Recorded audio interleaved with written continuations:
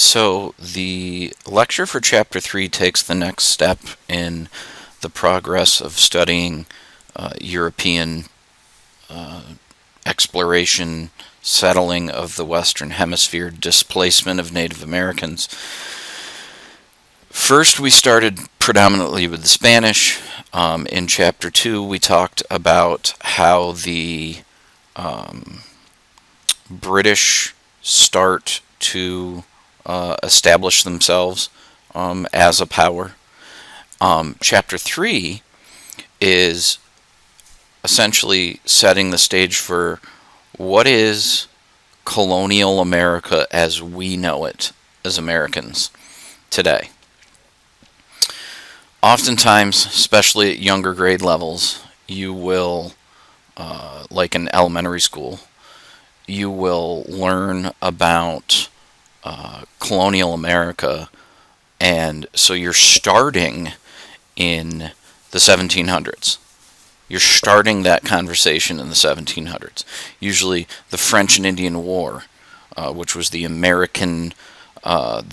North American continent segment of the 7 Years' War. It was a global war between the British and the French that just happened to have a segment of it fought in North America. That's usually where things start off. We've been taking it in a much more detailed approach. So here is how we get there, to that part that you typically start with in elementary school. As Britain consolidates its power over the eastern seaboard of what we now know as the United States, they fuel this expansion, and they fuel the wealth of the British colonies through a favorable balance of trade within this mercantilist economic system. So raw materials flow from a colony to the mother country. They are produced into finished goods and then are sold on the world market, including back to that colony. Very, very profitable system. I'm sure you've learned mercantilism rather extensively in global history in the past, and this is absolutely positively how the British colonies become what they are. This system is also being utilized by other empires. So if you look at this map taken straight from your textbook, the Spanish are in control of modern Florida and the Gulf Coast at this time. You can see the British 13 colonies colored in pink. You can see New Netherland still. This is a late 1500s view of things. And so New Netherlands is still very much a part of the region. And New France is much of the St. Lawrence Seaway and Great Lakes region. So these are all kind of the powers at play in North America.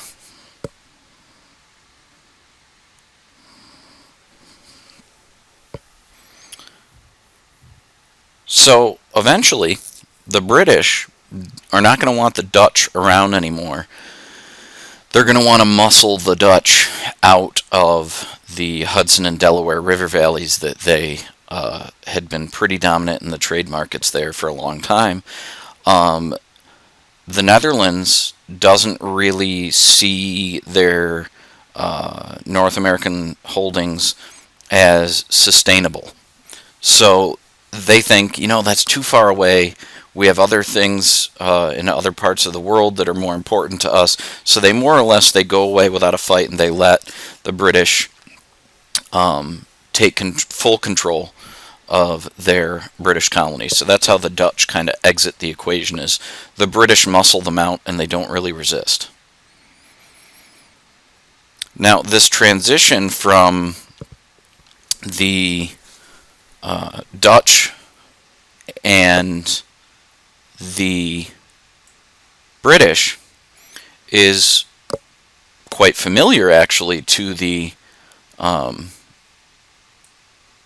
indigenous population, particularly the Iroquois, which we are very familiar with here in central New York. The British try to establish, or they do establish, the covenant chain with the Iroquois. And in this agreement, the British really agree to limit their frontier settlement so that the Iroquois would not feel encroached upon. This is a very attractive offer. The Iroquois see this as a great opportunity to take advantage of the trading opportunities with the British without feeling threatened. The reason they agree to this is because the Dutch had reached a agreement that is well depicted with the two-row wampum, which you can see on the underside of this slide, but the difference being the Dutch actually honored this agreement. They actually did mind their own business.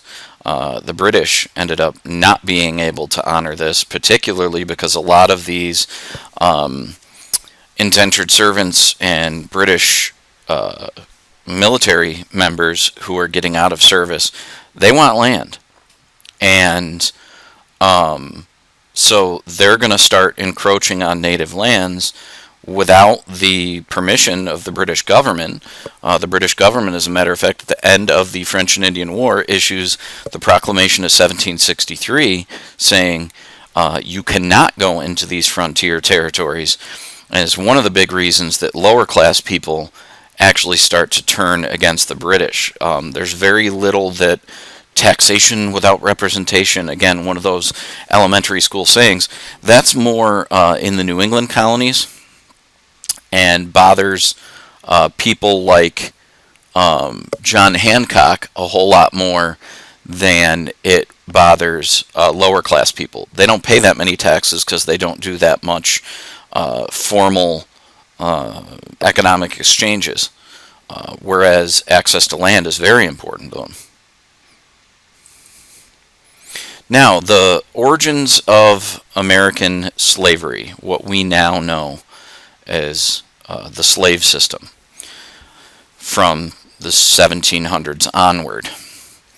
The concept of race really was not a fully developed thing in the 17th century. Carving people up into racial groups just wasn't necessarily the only way things were looked at this time. Slavery instead developed because it was an economic necessity. You can turn an absolutely huge profit by exploiting slave labor. So it's really an economic opportunity, not racism. Racism, as we've mentioned before in last chapter and in our phoner discussions, that racism, why is there racism? Because it does exist. You can't claim it doesn't exist. So why does that exist if slavery was primarily an economic institution? Well, Europeans, we already discussed, referred to Native Americans as barbarians or savages. And the reason being, so if you can dehumanize this population of people, you're delivering yourself from any guilt of the horrific things you're going to do to them. If you're going to murder people, if you're going to rape, pillage, and burn, that's kind of a historical term for coming in like the Death Star in Star Wars and just killing everyone in your path if necessary. You're not going to have to feel guilty about that if you dehumanize those that you are doing that to. African slaves and the racism that developed within what we now know as the American slave system, in the United States slave system, it's not actually about skin tone, it's about turning a good profit. So again, it's about economics, it's not racism. Racism is the cover for the people doing it. It's their own mental cover for themselves so that they do not need to feel any guilt. And as we discussed in our phoner discussions, assignment discussions, that racial slurs used during wartime is the same concept. During World War II, it was common for American soldiers to refer to the Germans, the Nazis, as Krauts because of the commonality of sauerkraut in German cuisine, and it was twisted around to be a negative racial slur against Germans. Again, this is a good example of how that was not necessarily a race thing, but a justifying your actions and not feeling guilty for killing thing, because Germans are white. Americans at the time of World War II are predominantly, not entirely, but predominantly, an overwhelming majority of the population is white. So, again, it's not necessarily a race thing, it's a psychological thing. You need to justify your actions, and racism is a good excuse to use for those actions. Now, comparing and contrasting American slavery to slavery in the West Indies. The importation of African slaves was really the only way to move forward with a slave labor force, because with Native Americans dying at the upwards of 98% rate that Charles Mann, we mentioned that author before, estimates, that you have to bring in a slave labor force from somewhere else. So the Spanish and Portuguese as well, actually, empires bring millions and millions and millions of slaves to the Western Hemisphere from Africa. And it really, I think, and I'll show you on a map in a moment, speaks volumes that percentage-wise, very few African slaves were actually imported into the British American colonies, which is, as we know, historically speaking, still a lot of people.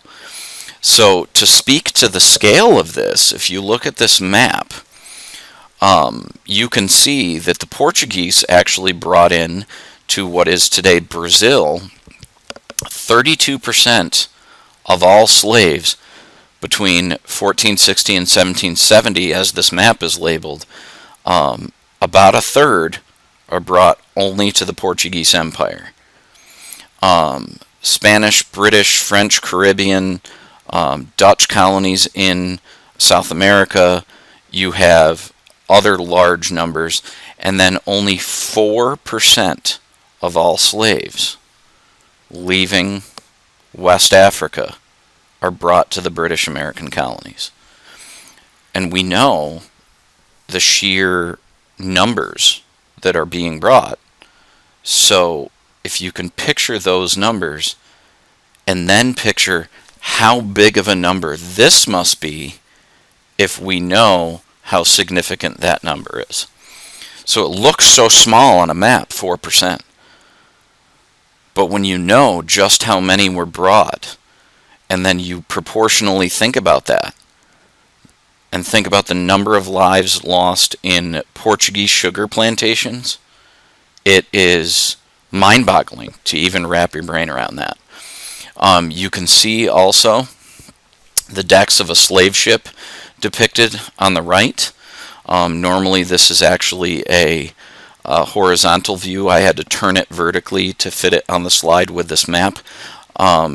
You can see, if you turn your head a little bit, the decks of the ship portrayed, but then also you can see how tightly packed.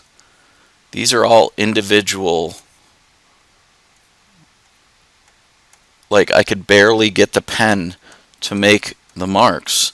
Those are all individual slaves, one at a time, one at a time, one at a time. Hundreds, if not thousands, in a single voyage.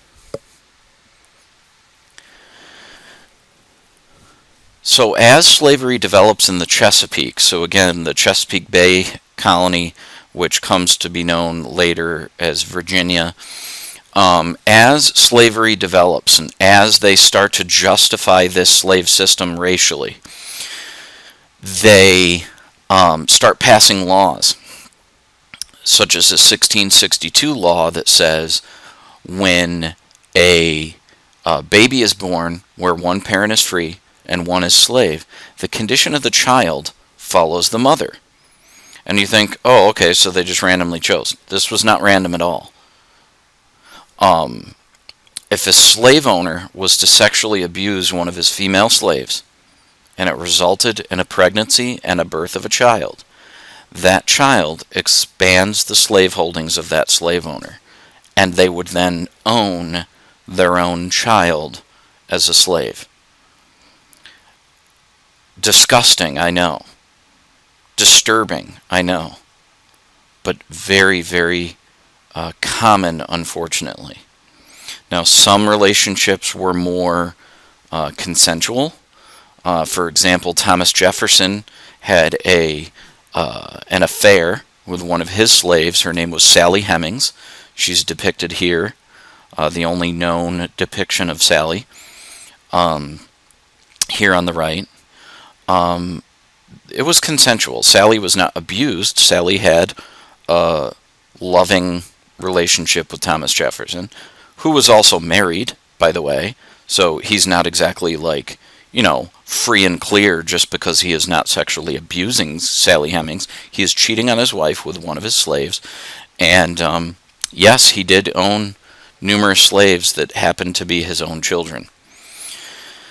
An abusive version of this, if you ever watch the miniseries Roots, or its remade version, the original Roots starred LeVar Burton, Louis Gossett Jr., Forrest Whitaker, other well-known black actors, and in my opinion is better.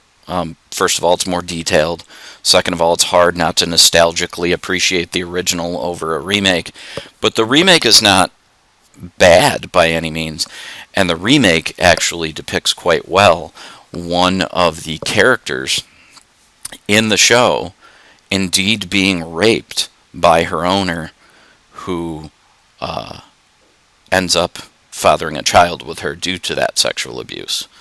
So on one hand, you have a relationship with Thomas Jefferson and Sally Hemings that by all means is inappropriate, but is not abusive necessarily, and not torturous. And then the example from Roots, which was a miniseries based on a book written by Alex Haley and then redone recently, really brings out some of the trauma that was suffered by some female slaves when they were abused by their owners.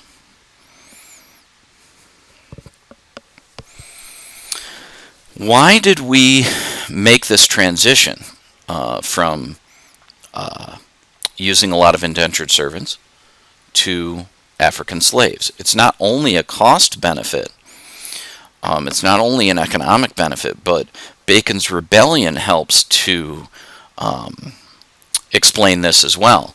In the 1600s, the Virginia governor, a man by the name of Sir William Berkeley, was very corrupt, and he rewarded his supporters with land grants, really cushy government jobs. In time, however, indentured servants who were leaving their contracts and wanting land on what would back then be referred to as the Virginia frontier, and I'll show you that on a map in a few moments,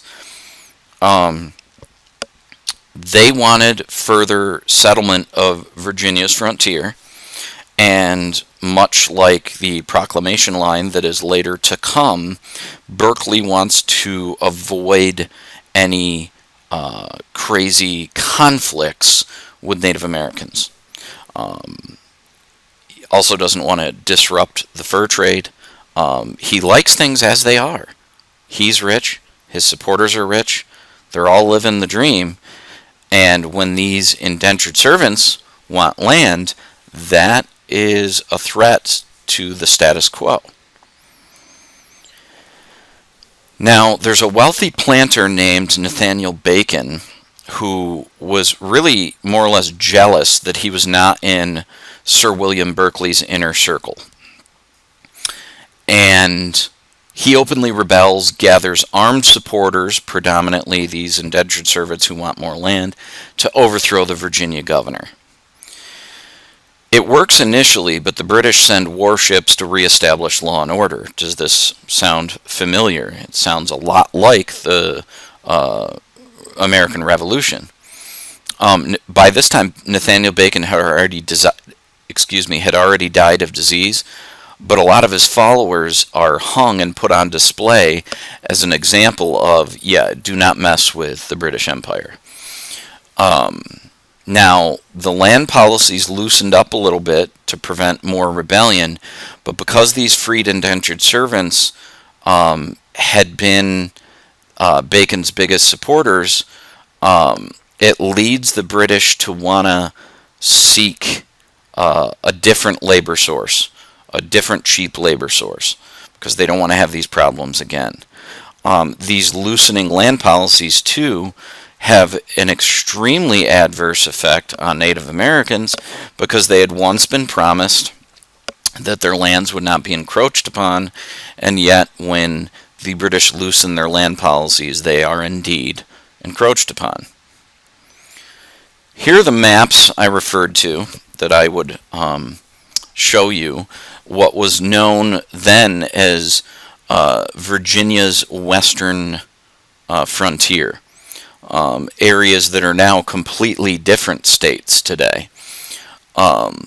These areas out here,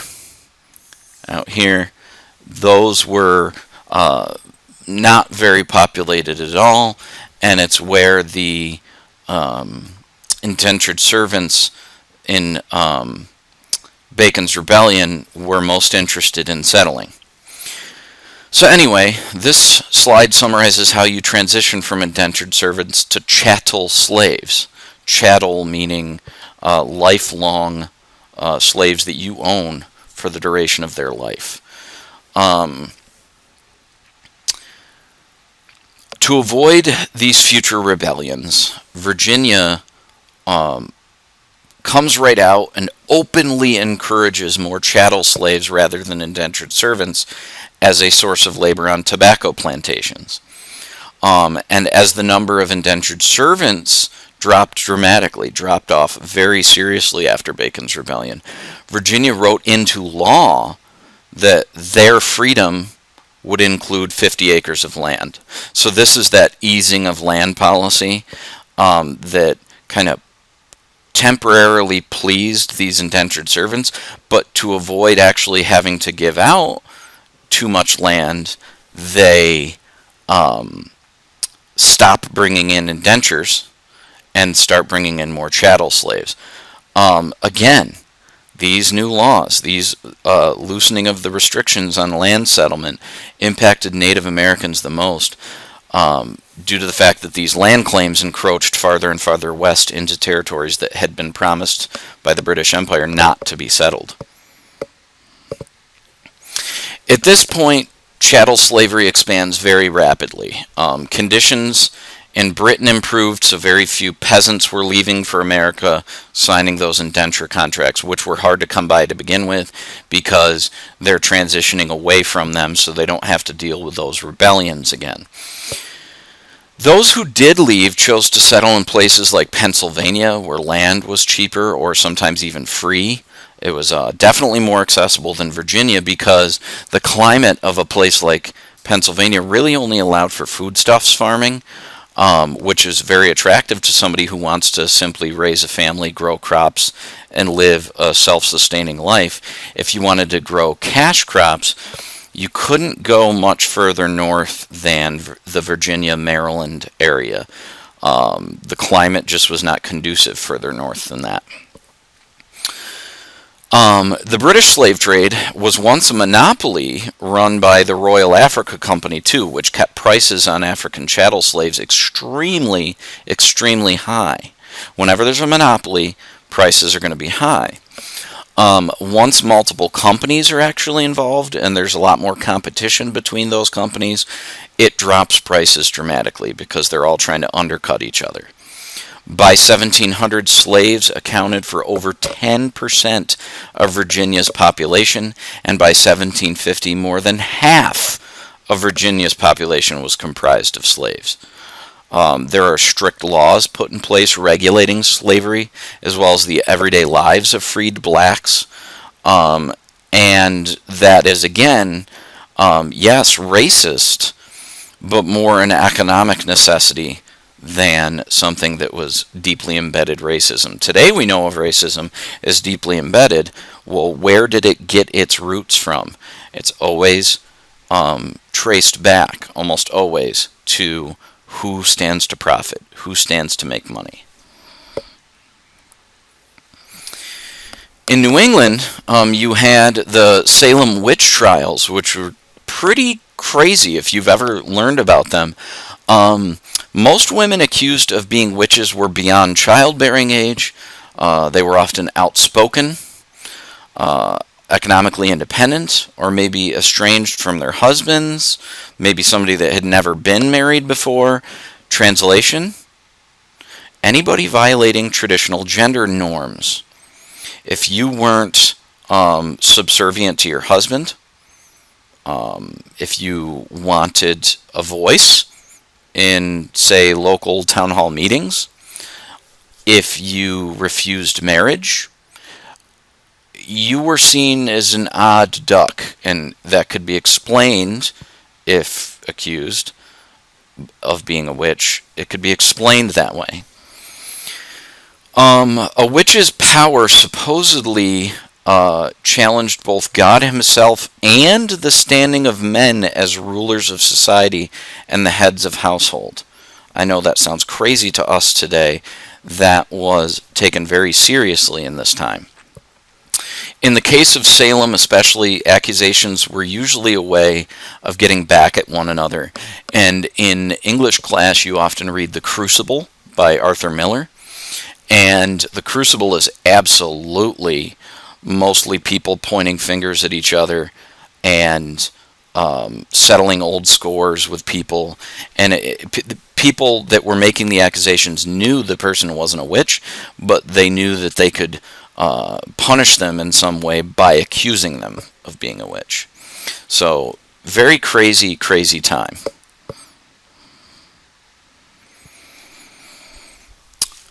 Again, constant changes to the lives of Native Americans. On one hand, natives saw a wide array of goods that they could trade for, but at the same time, Europeans gradually went from viewing natives as valuable trading partners and even equal trading partners to nothing more than a barrier in the way of more land and more profit. So this time period is that transition from that French and Dutch mentality of these are valuable trade partners that we learned in the previous chapters to this more British mentality of these people are in our way. Or American even attitude, because the British government did try to establish the Proclamation of 1763, which partly led to the American Revolution. So this transition from that French-Dutch trading partner mentality to an American, they're in our way mentality, that's really this time period we're talking about. To finish off this chapter lecture, the term the commercial revolution. You need to learn this. This is really describing how goods began to be produced in large enough numbers where the prices of them dropped enough to where the average person, even if you were lower class, could afford to save up and purchase something. Prior to this, a lot of things were much more handcrafted and therefore much more expensive. With the British colonies growing, they actually outpace the Netherlands in the trade of inexpensive consumer goods. The Netherlands had led the world in inexpensive inexpensive consumer goods, and for a long period of time, the British Empire then led in this category, and then after independence, the United States throughout the 19th century takes that title of leader of the world in producing inexpensive consumer goods. And in our modern world today, the United States has been supplanted by China as the nation that leads in the trade of inexpensive consumer goods. And it is a good example not only of what built up the Netherlands and the Dutch Empire, but also the British Empire, and then the United States, and now China. By the mid-1700s, even lower-class people, like I said before, could own a good that they didn't have to produce themselves due to this commercial revolution. And the commercial revolution and the ability for these cheap goods, again, this mercantilist system is what allows for that. That concludes the Chapter 3 lecture. If you have any questions, by all means, reach out, and I'll see you in class.